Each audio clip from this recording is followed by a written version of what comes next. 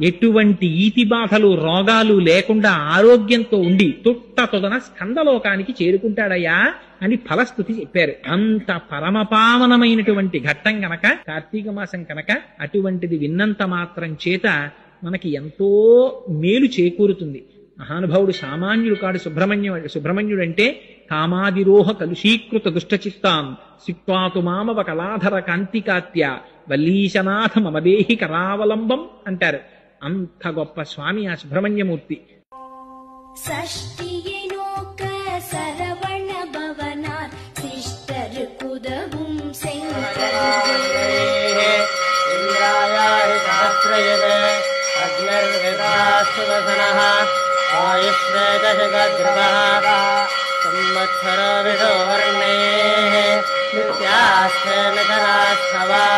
ఎటువంటి ఈతి బాధలు రోగాలు లేకుండా ఆరోగ్యంతో ఉండి తొదన స్కందలోకానికి చేరుకుంటాడయ్యా అని ఫలస్థుతి చెప్పారు. అంత పరమపావనమైనటువంటి ఘట్టం కనుక కార్తీక మాసం కనుక అటువంటిది విన్నంత మాత్రం చేత మనకి ఎంతో మేలు చేకూరుతుంది.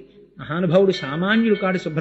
సుబ్రహ్మణ్యుడంటే కామాదిరోహ కలుషీకృత దుష్టచిత్తాం సిక్వాతు మామవ కళాధర కాంతికాత్య వల్లీశనాథ మమదేహి కరావలంబం అంటారు. అంత గొప్ప స్వామి ఆ సుబ్రహ్మణ్యమూర్తి.